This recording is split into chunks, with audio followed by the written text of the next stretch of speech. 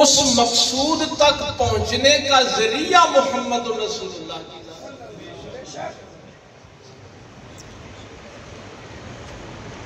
اب سرکار کے متعلق جو قرآن نے، میں بھی قرآن کریم کا طالب علم، مجھے ذرا شعر شور کم نہیں آتے ہیں۔ لَقَدْ كَانَ لَكُمْ فِي رَسُولِ اللَّهِ أُسْوَةٌ حَسَنَةٌ، میرے تمہارے سب کے لیے، ایمان والوں کے لیے رسول اللہ صلی اللہ علیہ وسلم کی زندگی نمونہ ہے۔ ہر انسان کی زندگی کے دو حصے، ایک گھر کے اندر کی زندگی، ایک گھر کے باہر کی زندگی۔ میں نے تفصیل میں نہیں جانا، اب ماشاءاللہ سارے دانشور لوگ، صاحب علم لوگ بیٹھے، میں نے اشارہ کر کے آگے گزر جانا۔ آپ کی بھی دو ہی زندگیاں ہیں، ایک گھر کی ہے، ایک گھر کے باہر کی۔ پاک پیغمبر صلی اللہ علیہ وسلم کی بھی دو ہی زندگیاں ہیں، ایک گھر کے اندر کی، ایک گھر کے باہر کی۔ بس اصول جو ہے وہ میں عرض کر دوں، اگر نبوت کا دروازہ اندر کی طرف کھلے تو ان کو اہل بیت کہتے ہیں، اگر نبوت کا دروازہ باہر کی طرف کھلے تو اصحاب رسول کہتے ہیں۔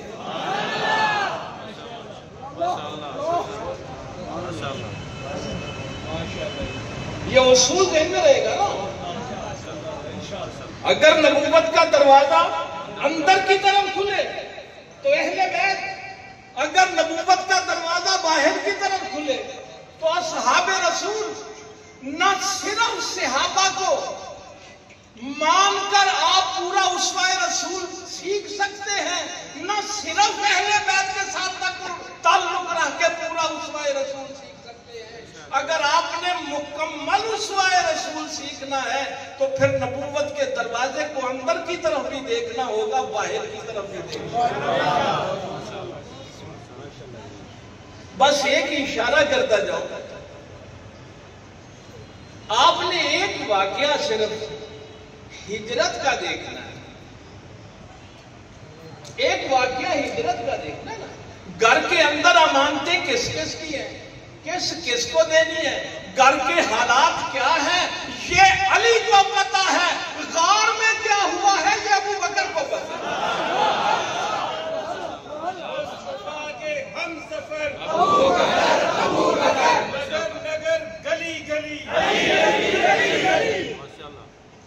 اب اگر کوئی انسان آپ سے پوچھے کہ تم صحابہ اور اہل بیت کی عظمت کے لیے اتنے بے چین کیوں ہو جاتے ہیں، تو ایک جواب دینا کہ حب خدا،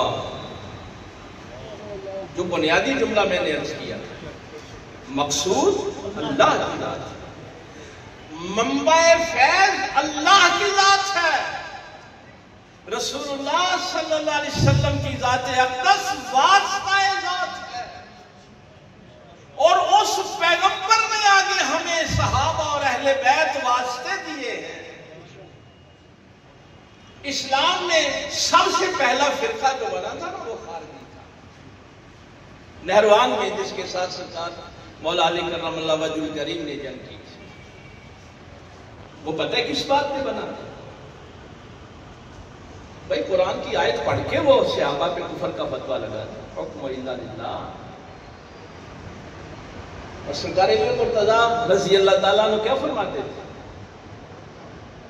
کلمۃ الحق، بھائی کلمہ تمہارا حق ہے، بھائی قرآن کا کلمہ نا، لیکن مراد باتیں لیتے ہو۔ میں نے تفصیل میں نہیں جانا، قرآن کی آیت پڑھ کے صحابہ کو کافر کہتے تھے، مولا علی کو کافر کہتے، یہ پہلا فرقہ اسلام میں بنا۔ تو پہلا فرقہ جو بنا تھا وہ تعبیر قرآن پہ بنا تھا، جو تفسیر بالرائے کرے، خواہش نفس کے مطابق قرآن کو سمجھے، وہ اسلام سے خارج ہو جاتا ہے، اور جو قرآن کی وہ تفسیر کرے جو صحابہ اور اہل بیت نے کی ہے وہ مومن رہتا ہے۔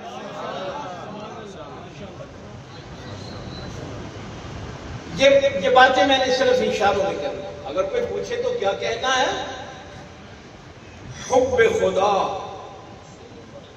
اللہ کی محبت ہمیں مجبور کرتی ہے کہ ہم صحابہ کی بھی عظمت بیان کریں، ہم اہل بیت کی بھی عظمت بیان کریں۔ اچھا، میں 2-3 جملے عرض کرتا ہوں۔ آپ رسول اللہ صلی اللہ علیہ وسلم کو کیوں مانتے ہیں؟ اس لیے کہ اللہ نے ان کی پہچان کروائی۔ آپ رسول اللہ صلی اللہ علیہ وسلم کو کیوں مانتے ہیں؟ یا ایھا الذین آمنوا لا تقولوا راعنا، یہ پہچان کس نے کروائی؟ اللہ نے کروائی ہے۔ لا ترفعوا اصواتکم فوق صوت النبی، یہ پہچان کس نے کروائی؟ اللہ نے کروائی۔ اللہ کو کیوں مانتے ہو؟ اس اللہ کی پہچان میرے محمد رسول اللہ نے کروائی ہے۔ اس لیے پتہ نہیں یہ جملہ آپ کو اچھا لگے یا نہ لگے، لیکن بہرحال میں نے تو یہ کہنا ہے کہ ہم نفس پرست نہیں ہیں، نہ قبیلہ پرست ہے، نہ مکان پرست ہے، نہ زر پرست ہے۔ اگر مکان پرست ہوتے تو ہم کعبے کو سجدہ کرتے، ہم کعبے کو سجدہ نہیں کرتے، ہم کعبے کے سامنے کھڑے ہو کے اپنے اللہ کو سجدہ کرتے۔ ہم حق پرست ہیں۔ یہ جملہ علماء تو سمجھ جائیں گے، عام عوام کے لیے شاید اس کو سمجھنے میں ذرا دقت ہو۔ تمام اصول دین، جتنے بھی ہمارے دین کے اصول ہیں، وہ تمام اصول جو ہیں وہ حق پرستی ہے، اور تمام فروع دین حکم پرستی ہے۔ ہم خواہش پرست نہیں ہیں، ہم حق پرست ہیں۔ توحید ایک حقیقت ہے، ختم نبوت ایک حقیقت ہے۔ ہم حقیقت پرست ہیں اور حکم پرست ہیں، اس لیے ہم فرقہ پرست نہیں ہیں۔ یہ بات ذہن میں رکھنا۔ اب رسول اللہ صلی اللہ علیہ وسلم نے ابو بکر کو کیوں مانتے ہیں؟ حب خدا۔ کیوں؟ ابو بکر کی پہچان کس نے کروائی؟ رسول اللہ صلی اللہ علیہ وسلم نے کروائی۔ اور مدینے میں جب ہجرت کر کے گئے تو لوگ پہچان نہیں پا رہے تھے، علماء کو پتہ ہے۔ لوگ آگے بڑھ کے ابو بکر صدیق کو مل رہے تھے، اور وہاں کپڑا تان کے ابو بکر کھڑے ہو گئے، یہ محمد الرسول اللہ ہے۔ رسول اللہ ابو بکر کی پہچان کرواتے ہیں، ابو بکر رسول اللہ کی پہچان کرواتے ہیں۔ اگر میں اس کو اور قریب لے آؤں، اہل بیت رسول اللہ کی پہچان کرواتے ہیں، رسول اللہ اہل بیت کی پہچان کرواتے ہیں۔ اسی میرے نبی نے میری ماں عائشہ کی بھی پہچان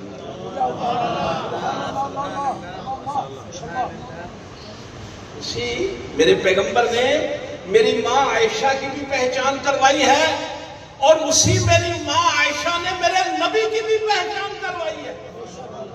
اس دور میں جب لوگوں کو مغالطہ لگا تو میری ماں عائشہ نے جملہ کہا تھا، کانا خلقہ القرآن۔ اب پتہ چلا کہ ہم ان کو کیوں مانتے ہیں؟ حب خدا کی وجہ سے۔ اگر ہم ان کو چھوڑ دیں تو خدا چھوٹ جاتا ہے، منزل چھوٹ جاتی ہے، مقصود سے دور ہو جاتا ہے۔ اچھا، چونکہ میرے پاس وقت کم ہے، میں نے عرض کیا کہ میں تو قرآن کریم کا طالب علم ہوں۔ 3 چیزیں قرآن کریم سے آپ سیکھ۔ پہلے تو یہ عظمت ذہن میں آ گئی کہ ام عائشہ صدیقہ کی عظمت کے حوالے سے ایک نبی کی عزت سٹیک پہ لگ گئی۔ پڑھا ہے نا قرآن کریم میں، ایک عورت نے پیغمبر سے کہا، قالت حیت لک، میری طرف مائل ہو جا۔ قال معاذ اللہ، پیغمبر نے کہا میں تو اپنے اللہ کی پناہ چاہتا ہوں۔ یہ میں اپنے نوجوانوں کو بھی بتا رہا ہوں کہ کبھی دعوت گناہ ملے تو زبان سے یہ نکلے میں اپنے اللہ کی پناہ۔ انہ ربی احسن مثوایا، یہاں یہ لفظ رب جو ہے یہ بادشاہ کی طرف ہے۔ لیکن یہ بات ذہن میں رکھنا کہ بادشاہ میرے ساتھ حسن سلوک کرتا ہے، جو میرے ساتھ حسن سلوک کرے میں اس کے گھر میں خیانت کیسے کر سکتا ہوں؟ تو یہ ذہن میں رکھنا کہ اگر اللہ نے تمہارے اوپر انعامات کیے ہیں تو اللہ کے ساتھ بھی کبھی خیانت نہیں۔ گھر جا کے اکیلے بیٹھ کے سوچنا، کیا آپ کے دل میں اللہ کے لیے جو قدر ہونی چاہیے وہ ہے؟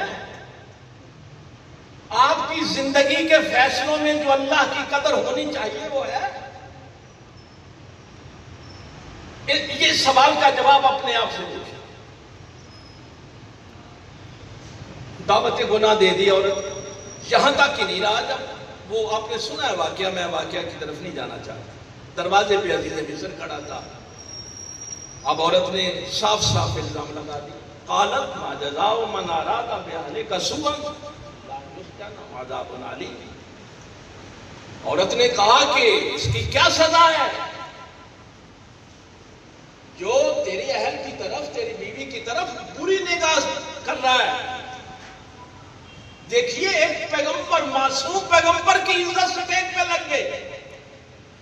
شاہدہ شاہد من اہلہا، اسی گھر میں سے بھائی ایک گواہ اللہ نے کھڑا کر دیا، ایک بچہ تھا انہی کا۔ اس نے کیا کہا؟ اس نے کہا اگر قمیص، فلما رأى قمیصہ ان کان قمیصہ قد من، وہ بولے فصدقت، اگر قمیص آگے سے پھٹی ہے تو یہ عورت سچی ہے، اگر قمیص پیچھے سے پھٹی ہے تو یہ عورت جھوٹی ہے۔ اہل علم کے لیے میں ان ساری آیتوں کو سمیٹ کے اگر ایک جملہ کہہ دوں، اس بچے نے کہا کہ بادشاہ تاتاریے دامن دیکھ، دامن کا تاتار ہونا دیکھ اور پاک دامنی کا اندازہ کر لے۔ دامن کہاں سے تاتار ہوا ہے، پاک دامنی کا تجھے پتا چل جائے گا۔ بھائی نبی کی عزت سے ٹیک پہ لگی تو اس عزت کے لیے اللہ نے گواہ پیش کیا نا، وہیں سے ایک بچہ، بس یہیں پہ رکیے۔ ایک اللہ کی بڑی نیک بندی بھی کی عزت بھی سٹیج پہ لگ گئی، اور اس اللہ کی بندی نے جبریل سے کہا یمسسنی بشر، مجھے تو کسی بشر نے مس ہی نہیں کیا، سیدہ مریم۔ اچھا یہاں پہ میں چونکہ علماء بیٹھے ہیں، عربی زبان میں یہ دو لفظ استعمال ہوتے ہیں، ایک لمس اور ایک مس۔ لمس کا جو لفظ ہے نا، یہ بھی چھونا ہوتا ہے، کسی کو ٹچ کرنا ہوتا ہے، لیکن یہ کسی کے جذبات برانگیختہ کرنے کے لیے آپ کسی کو چھوتے ہیں۔ مس آپ کرتے ہیں، آیت آگے سے لا یمسہ الا المطہرون، قرآن کو آپ مس کرتے ہیں تو کس لیے؟ ادب اور احترام، عزت کے لیے۔ خانہ کعبے کو مس کرتے ہیں احترام کے لیے۔ 12ویں صدی تک کے ہمارے مفسر یہی معنی کیا کرتے کہ سیدہ مریم نے کہا جبریل سے کہ مجھے تو احتراماً بھی کسی نے نہیں چھوا، کیا پاک دامن عورت تھی، مجھے تو احتراماً بھی کسی بشر نے ہاتھ نہیں لگایا۔ لیکن یہودیوں کے علماء بیٹھے تھے، انہوں نے کہا یا اخت ہارون، اے ہارون کی بہن، ما کان ابوک امرأ سوء وما کانت امک بغیہ، نہ تو تیرا باپ بھی برا آدمی تھا اور نہ تیری ماں بدکار تھی، یہ بچہ کہاں سے لے آیا؟ فاشارت الیہ قالوا کیف نکلم من کان فی المہد صبیا، انہوں نے کہا ہم میں سے بوڑھے والے بچے کے ساتھ نکلم، کیسے ہم بات کریں، کیسے کلام کریں؟ بچہ بس ذہن میں رہے، پیغمبر کی عزت سٹیج پہ لگی تو بچے نے گواہی دی، شاہدہ شاہد میں اہلہا۔ سیدہ مریم کی عزت پہ بات اٹھی تو پھر بچہ بولا قال انی عبد اللہ آتانی الکتاب وجعلنی نبیا۔ گواہی کس نے دی؟ بچے نے اٹھ کے مانگی گواہی۔ یہاں تک پہنچ گئے، مثالیں اور بھی ہیں، قرآن ذہن میں رہے۔ آپ میری اماں عائشہ صدیقہ پہ بھی بات ہوئی،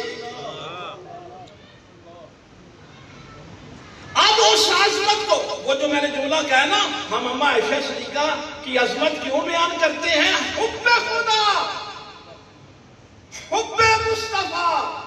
اب میرے اللہ نے نہ کسی بچے کی گواہی، نہ اپنے نبی کی گواہی، اور اپنے سینے ذرا کھول کے سنو، جب اما عائشہ صدیقہ کی باری آئی تو گواہی دینے کے لیے خالق کائنات میدان میں، عفیفہ عتیقہ رفیقہ مومنوں کی با ام المومنین عائشہ صدیقہ۔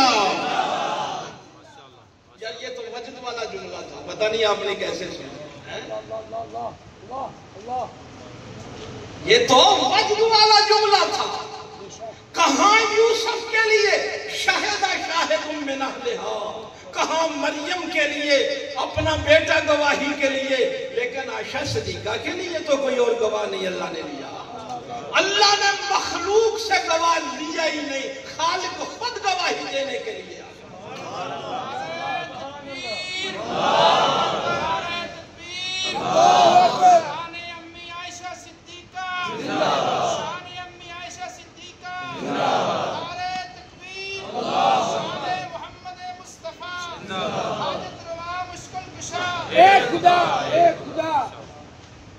اب کہیں گے نا کہ ہم یہ سب کچھ کیوں کرتے ہیں، ہمیں خدا میں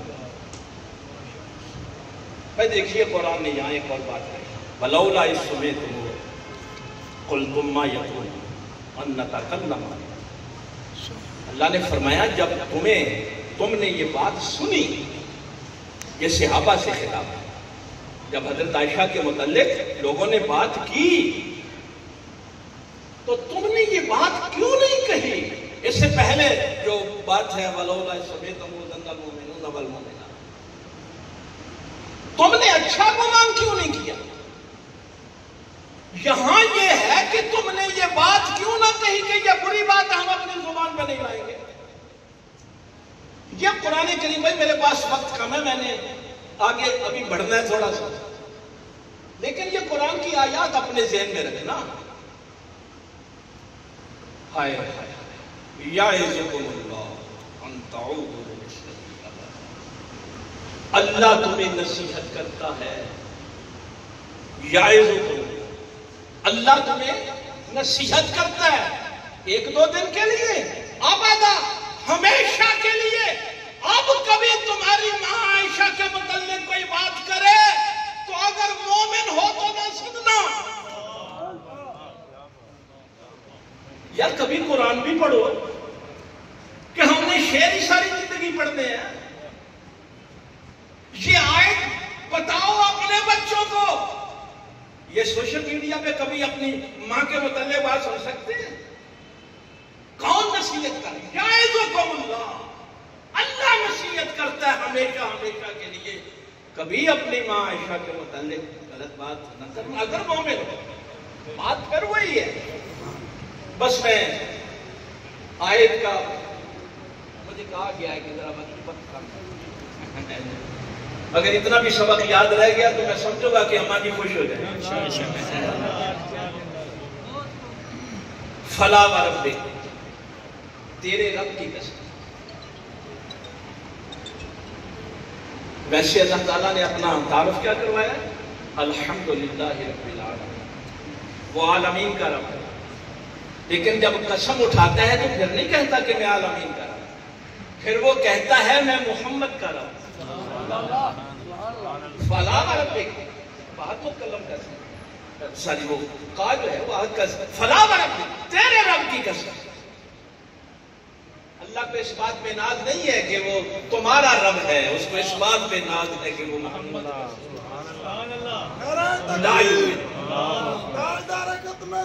زندہ باد، زندہ باد، اللہ اکبر۔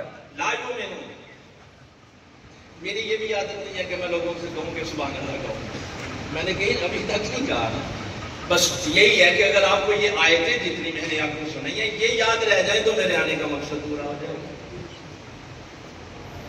اللہ فرما رہا ہے لا یؤمنون، تم ایمان والے نہیں۔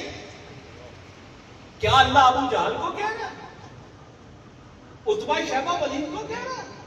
کلمہ پڑھنے والوں کو کہہ رہا ہے تم مومن نہیں ہو. اب یعظکم کو ملا والی آیت ذہن میں رہے. اگر مومن ہو تو ماں کے خلاف بات نہ سننا. بھائی بہترین تفسیر وہی ہے نا جو تفسیر بالقرآن ہے. تم مومن نہیں ہو سکتے, مومن ہو ہی نہیں. قسم اٹھائی حتی یحکموک فیما شجر بینہم, جب تک تم اپنے جھگڑوں کے فیصلے میرے پیغمبر سے نہیں کرواتے. ہاں میرا نبی فیصلہ کر دے تو بھی مومن نہیں. اگر دل میں گھٹن محسوس کی پیغمبر کے فیصلے کے خلاف تو پھر بھی مومن نہیں. اب ذرا اپنے ارد گرد کیا اپنے اندر جھانکیں کہ جو بندہ یہ کہے اگر میں جھوٹ نہ بولوں تو میرا کاروبار نہیں چلتا, اس کو نبی کا فیصلہ منظور ہے؟ جو کہے جس پیغمبر کا یہ ارشاد ہو کہ جو میرے صحابی کو گالی دے اسے کہو تیرے اوپر اللہ کی لعنت ہو, اس کے لیے دل میں محبت ہو تو کیا آپ نے نبی کے فیصلے کو قبول کر لیا ہے؟ حضور کی اہل بیت اطہار, ان کے متعلق اگر کوئی دل میں بغض رکھتا ہے تو وہ کیسے کہہ سکتا ہے کہ میں نے پاک پیغمبر صلی اللہ علیہ وسلم کا حکم مانا؟ حضور کے حکم کو کھلے دل سے قبول کریں.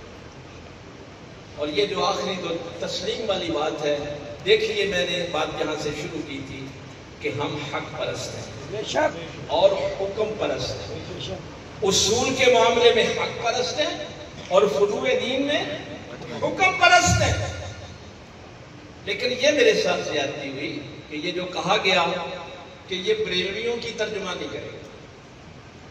میں ظاہر ہے بین المذاہب جو پروگرام ہوتے ہیں عیسائیوں کے ہندوؤں کے, وہاں میں نمائندگی اسلام کی کرتا ہوں. میں وہاں پہ کسی فرقے کی نمائندگی نہیں کرتا, نہ میری یہ پہچان. توحید الحمدللہ رب العالمین, یہ میں اپنے نوجوانوں کے لیے صرف فرض کر رہا ہوں. جب تک آپ کا ویژن بڑا نہیں ہوتا, آپ کا مشن بڑا نہیں ہو سکتا. توحید میں ویژن عالمین کا دیا گیا, اور ختم نبوت میں بھی وَمَا أَرْسَلْنَاكَ إِلَّا رَحْمَةً لِلْعَالَمِينَ. اگر آپ کا ویژن ہی عالمین والا نہیں تو آپ اس اسلام کی نمائندگی کر ہی نہیں سکتے. اس اللہ کو فرقوں میں محدود نہ کریں. وہ عالمین کا رب ہے. آپ جس رسول کو مانتے ہیں وہ عالمین کے لیے رب ہے, خدا کے لیے. اب آپ سارے اکٹھے ہو کے گئے تھے نا, سپریم کورٹ نے آپ کی بات مانا, تمام مسالت اکٹھے ہو کے گئے. کیوں نہیں بات مانی گئی؟ ان کے جملے سنو جا کے. وہ کہتے ہیں ہمیں پتہ ہے, یہاں ویسے ہی شو مار رہے تھے کہ ہم اکٹھے ہیں. انہوں نے اپنے مسجدوں میں جا کے ابھی جھگڑنا شروع کر دینا کہ تراویح 8 ہے کہ 20 ہے. یہ کوئی اکٹھے نہیں ہے. انہوں نے ابھی جا کے رفع یدین پہ لڑنا ہے. انہوں نے ابھی باغ فتح پہ لڑنا ہے.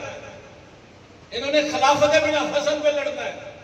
یہ ویسے دکھاوے کے لیے آ گیا نہیں. اب وقت آ گیا ہے کہ اب پوری دنیا کو بتاؤ کہ ہم اسلام کے نمائندے ہیں اور ہم حق پرست ہیں. ہم نے تسلیم کیا ہے حق کو. علی المرتضیٰ نے حق تسلیم کیا تھا نا, تو پھر کیا کیا؟ جنگ جمل میں عائشہ صدیقہ سامنے کھڑی ہیں. جب اونٹنی سے گری تو کس کو بھیجا؟ محمد بن ابی بکر کو. دوڑ کے جاؤ, کوئی غیر محرم قریب نہ جائے. اب مدینے واپس جانا ہے, 40 باڈی گارڈ دیے. کسی نے اعتراض کیا کہ علی تم نے حرم نبوت کا احترام نہیں کیا. یہ باڈی گارڈ فوجی وردیاں پہنے ہوئے عائشہ صدیقہ کے ارد گرد. فرمایا جا کے محمد بن ابی بکر سے پوچھو. جب محمد ابی بکر سے پوچھا گیا کہ یہ 40 باڈی گارڈ, انہوں نے کہا یہ علی نے 40 عورتوں کو فوجی لباس پہنایا. جنہوں نے حق تسلیم کیا ہے انہوں نے جنگ کے موقع پہ بھی میری ماں عائشہ صدیقہ کا احترام.